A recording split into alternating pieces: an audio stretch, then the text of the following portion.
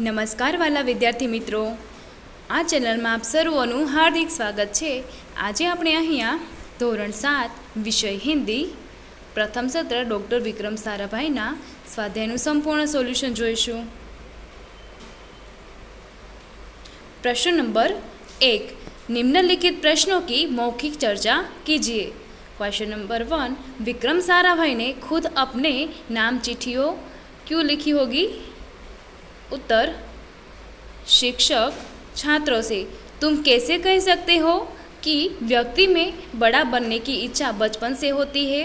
छात्र, गुरुजी कहते हैं कि बच्चों के लक्षण पालने से ही दिखाई देते हैं। विक्रम साराभाई को ही लीजिए, उनमें प्रसिद्ध होने की इच्छा बचपन से ही जाग उठी थी। शिक्षक, वह कैसे?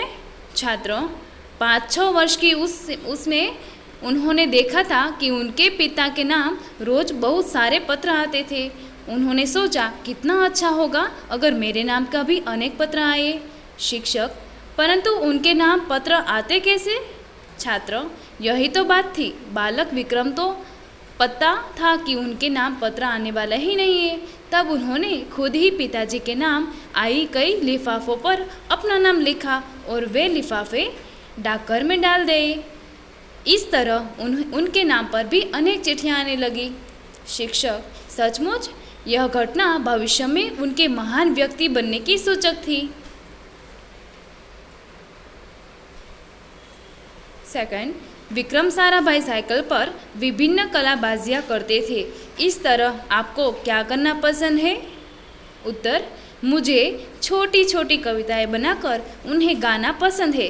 चुनाव के समय अपनी मनपसंद पार्टी के पक्ष में ट्रक पर सवार होकर प्रचार करना मुझे बहुत अच्छा लगता है। मैं जोशीले नारे लगाता हूँ। कविता में उस पार्टी की विशेषताएं और उपलब्धियाँ उजागर करता हूँ। मेरे इस शो के पीछे मेरा कैसा भविष्य छिपा है यह मैं नहीं जानता। प्रश्न नंबर 2, इस पाठ को ध्यानपूर्वक पढ़ते हुए विक्रम साराभाई की बचपन की घटना अपने शब्दों में लिखिए। उत्तर, विक्रम साराभाई की उम्र उस समय 5-6 वर्ष की होगी।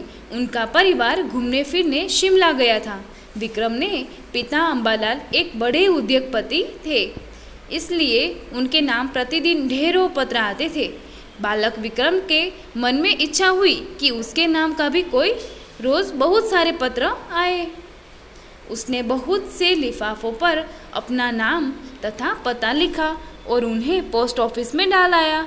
अब विक्रम ने नाम भी बहुत सारी चिट्ठियाँ आने लगी। इस घटना से महान वैज्ञानिक के बुलंद इरादों की झलक बचपन पे ही मिल गई थी। प्रश्न नंबर 3, निम्नलिखित शब्दों के अर्थ शिक्षक छात्र से पूछेंगे और छात्र शब्दकोश से अर्थ ढूंढकर उत्तर देने के लिए अपना हाथ खड़ा करेंगे। गाथा, प्रतीक, विक्रम, तत्पश्चात कैम्ब्रिज, भौतिक, अंतरिक्ष, प्रयोगशाला, इंटरनेशनल, मृत्यु, ऊर्जा, युवा, उत्कृष्ट, स्मारक, पुरस्कार और हवाई।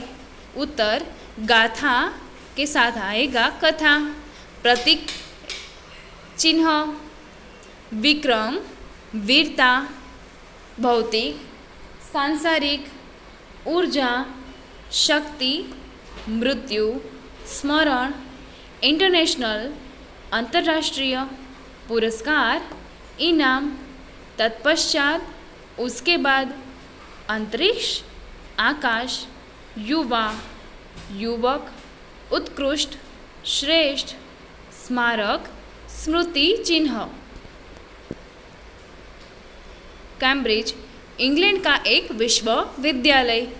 प्रयोगशाला वह स्थान जहाँ विज्ञान संबंधी प्रयोग किए जाते हैं। हवाई काल्पनिक और हवा से संबंधित। क्वेश्चन नंबर 4, शब्दार्थ में निर्देशित शब्दों का वाक्यों में प्रयोग कीजिए। इरादा, लिफाफा, ठहरो, लैस, अनुसंधान, उपाधि। इरादा, हमारा इरादा हमेशा बुलंद होना चाहिए। लिफाफा, लिफाफे के ऊपर पिताजी का नाम है। ढेरों, दीपावली पर ढेरों मिठाइयाँ बिकती है। लेस। हमारी पाठशाला में वैज्ञानिक उपकरणों से लेस एक प्रयोगशाला है। अनुसंधान।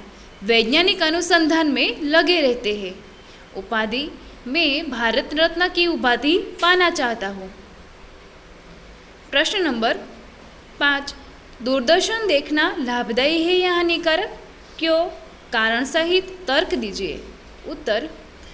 आज घर घर में दूरदर्शन आ गया है। अपनी लोकप्रियता के कारण यह वह परिवार के लिए अनिवार्य बन गया है। प्रत्येक वस्तु से कुछ लाभ के साथ कुछ हानियाँ भी होती है, परंतु दूरदर्शन तो लाभों का खजाना है। यह हमें देश विदेश में होने वाली घटनाओं की जानकारी देता है। उन घटनाओं के जीवंत दृश्य भी दिखाता है। बाढ़, अकाल, भूकंप आदि से होने वाले नुकसान दूरदर्शन पर देखकर हमारी मानवता जाग उठती है। दूरदर्शन तरह तरह से हमारा मनोरंजन करता है। फिल्में, धारावाहिक, नाटक आदि में यह हमें आनंद देता है। देशभक्ति, समाज सुधार आदि में कार्यक्रम दिखाकर दूरदर्शन समाज में जागृति पैदा करता है। दूरदर्शन पर क्रिकेट, फुटबॉल और टेनिस के मैच देखकर हमारी खुशी का पार नहीं रहता।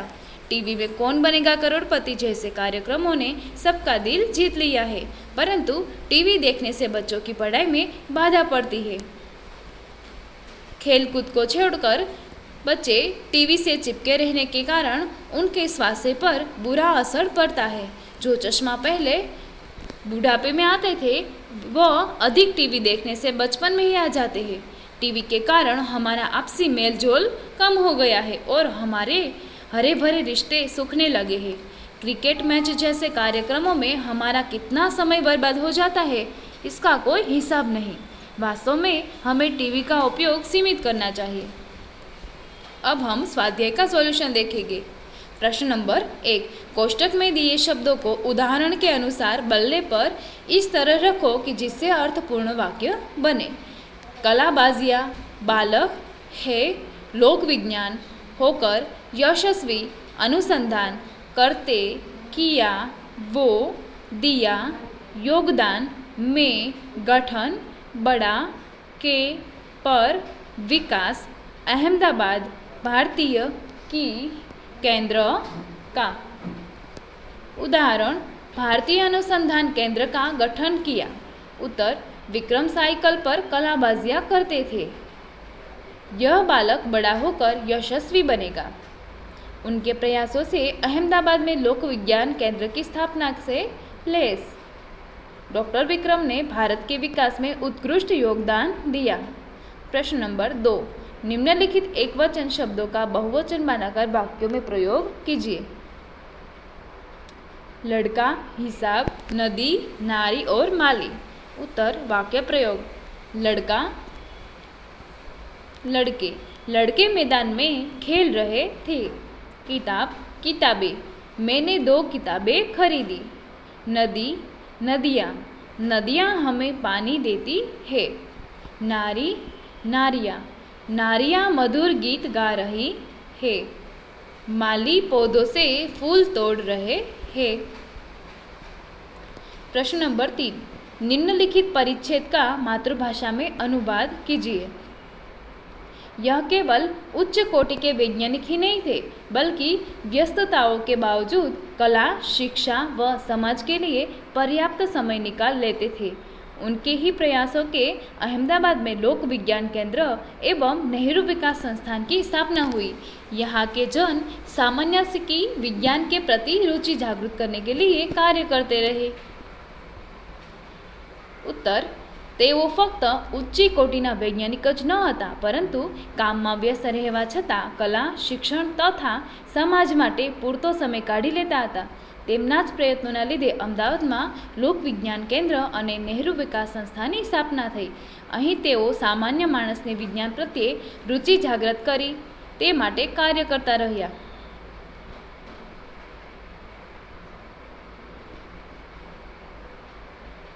તો વિદ્યાર્થી મિત્રો, તમને આ સ્વાધ્યાયનું સંપૂર્ણ સોલ્યુશન જોવાની મજા તો આવીને? હજુ આવા ઘણા બધા વિડીયો જોવા માટે આ વિડીયોની લિંક ડિસ્ક્રિપ્શનમાં આપેલી છે. તમે તમારા ફ્રેન્ડ સાથે આ વિડીયોની લિંક જરૂરથી શેર કરજો. થેન્ક યુ વાલા વિદ્યાર્થી મિત્રો.